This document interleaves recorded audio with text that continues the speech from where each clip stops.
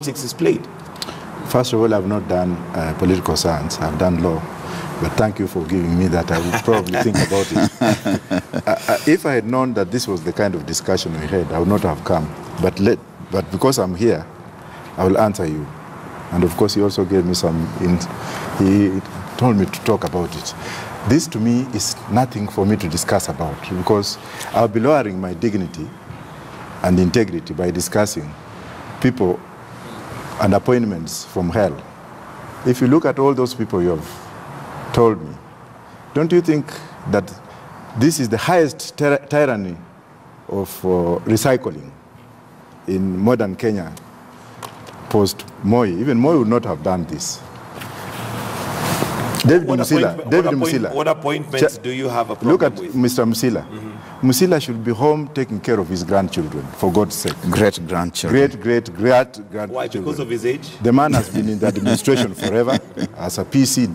But aren't you the same people that also say that experience is necessary? Experience matters. Can I just speak my mind, please? No, I'm just challenging. If you go to the House of Lords in the UK, you'll have veterans who have accolades as to the profession. If you go to Congress, you find old white men who are professional, not mediocres, not people picked from the kitchen to go and be chairman. That man should be put in the museum to be for tourist attraction, not to be the chairman of the museum. Okay. I'm sorry to go to that level. Look at that list. Look at somebody like Bundetich, Chemilil Sugar Company. What is there in Chemilil today? Maybe unless my he has gone to revive it. Put there to lift it up. To he's going to revive it. What experience does he have to run a sugar company? If he runs trucks, he can run a sugar company. David Magaya, my learned friend, is a doctor in oil and gas, a graduate in oil and gas.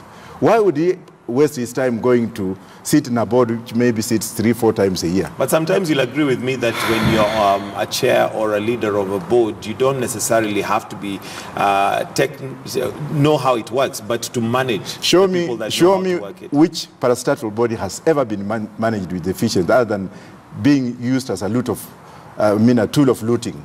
Come on, Mr. President, you have failed this country. All right, Barack Muluka. First of all, we need to be asking whether we still even need parastatals in this country anymore. I was the other day, Mike and Wajakoya, at the former Kisumu railway station,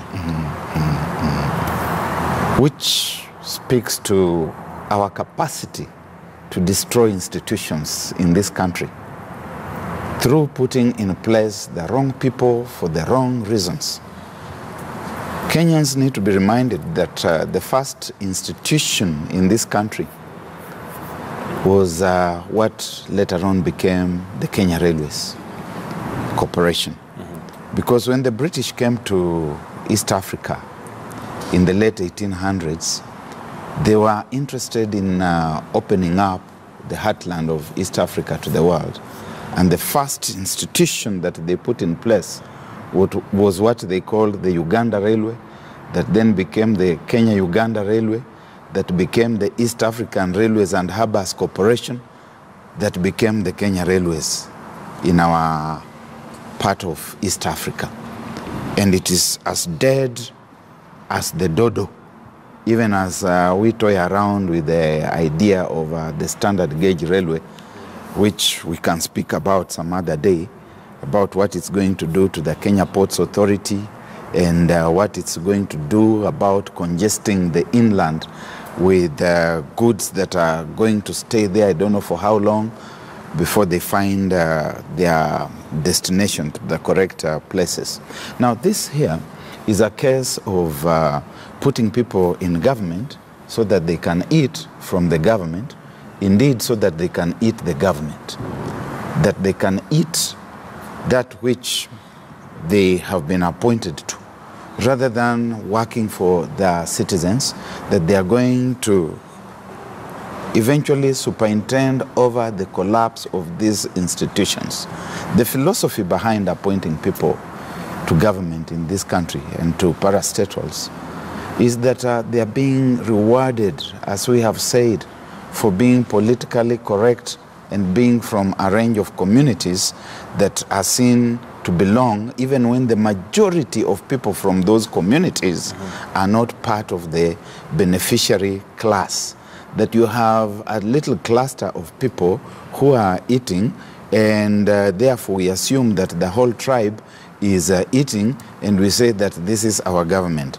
Now when you look at this latest formation, you can see a bit of the handshake in it, and you see the surrogate of the handshake in terms of the Wiper Democratic movement is there, the ODM and Jubilee, and you are seeing that now they are saying this is therefore the new formation. And you talked about our studies in political science, our studies in literature as well. When you look at what has happened here, you are reminded of George Orwell, where he says that the animals outside the house looked from pig to man, and from man to pig, and from pig to man again, and already it was becoming impossible to tell the difference. So that you can look at Jubilee to ODM, ODM to Jubilee, and Jubilee to ODM to Wiper, and Wiper to ODM and to Jubilee, and you cannot tell the difference. And here, in fact, even the bigger question is a matter of the ambiguity that the ODM and Wiper leadership is creating in the public mind. There's a certain kind of political schizophrenia, if I may put it that way, that there is a certain ambiguity. You do not even want to be very clear whether you are in government or you are in the opposition. And perhaps one of the best things that should happen now would be for the ODM leadership at the highest level to just face the truth and say we are no longer in the opposition, to write a letter to the Office of Registrar of Political Parties and say that we are no longer in the National Super Alliance. We as ODM have gone into government, and we are working with government, and Wiper should also do the same, and they should write to the speakers of the various assemblies and relinquish their opposition positions.